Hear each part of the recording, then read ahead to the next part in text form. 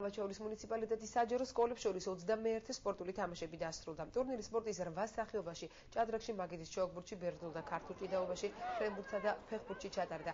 შეჯიბრში მუნიციპალიტეტის მასშტაბით 21 სკოლა მონაწილეობდა, შედეგად 3 გამარჯვებული საჯარო სკოლა გამოვიდა. პირველი საპრიზო ადგილი ხევაჩაურის პირველმა სკოლამ დაიკავა, მეორე ახალშენის პირველმა სკოლამ, ხოლო მესამე საპრიზო ადგილი ახალსოფლის საჯარო სკოლამ მოიპოვა.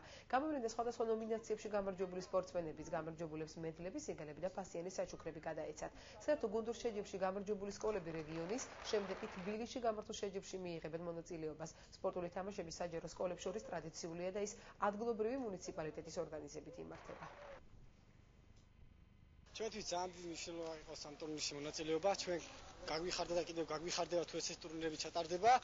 რავი, დავიმსახურეთ ჩემი აზრით და იმედია კიდევ მივახცევთ წარმატებით. განსაკუთრებული ინტერესი გამოიწვია, რა თქმა უნდა, ფეხბურთს. ფეხბურთი ყველას უყვარს, ნებისმიერ ახალგაზრდას.